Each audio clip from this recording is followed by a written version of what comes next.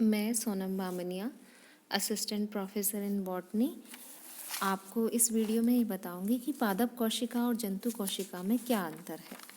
जैसा कि हम जानते हैं कि कोशिका जीवन का आधार है और कोशिकाओं से ही संपूर्ण जीवों का शरीर बना हुआ है या देह बनी हुई है।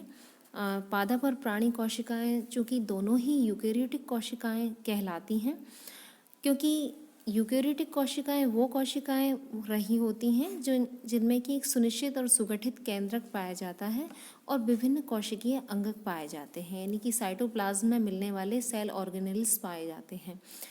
तो हम बात कर रहे हैं पादप कोशिका और जंतु कोशिका में अंतर की।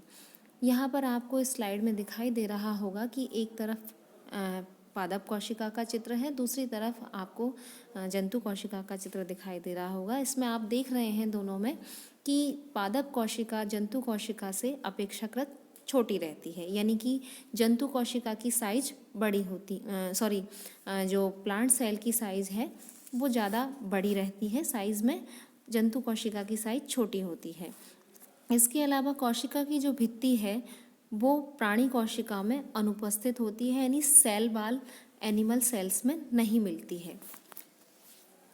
तो हम बात कर रहे हैं ये सबसे पहले आकार की, उसके बाद सेल वाल की, फिर तीसरे नंबर पे हम बात आ रही है सेंट्रोसोम की।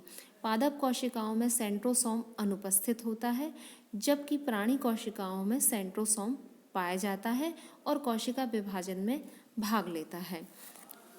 इसके अगले बिंदु में हम देखते हैं कि प्राणी कोशिकाओं में लवक अनुपस्थित होते हैं, जबकि अधिकांश पादप कोशिकाओं में लवक पाए जाते हैं और उन्हीं में प्रकाश संश्लेषण की क्रिया होती है और प्रकाश संश्लेषण के द्वारा कार्बनिक पदार्थ का निर्माण किया जाता है। इसी के साथ अगले बिंदु में हम देखते हैं कि इनमें वैक्यूल्स यानी कि धानियाँ अनुपस्थित होती हैं या फिर बहुत ही छोटे आकार की होती हैं जंतु कोशिकाओं में, लेकिन पादप कोशिकाओं में धानियों का आकार और साइज़ दोनों बड़ी होती हैं।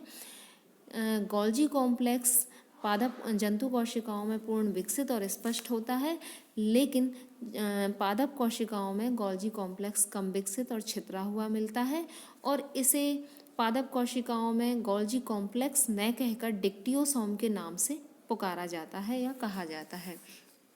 आखिरी व अंतिम बिंदु है कि कोशिका द्रव्य का विभाजन कोशिका झिल्ली में एक कॉन्स्ट्रिक्शन बनने से पैदा होता है, जबकि कोशिका द्रव्य का पादप कोशिकाओं में विभाजन डिक्टियोसोम के द्वारा निर्मित कोशिका प्लेट द्वारा होता है। अच्छा, हाँ फॉर्म जब तक कर लो।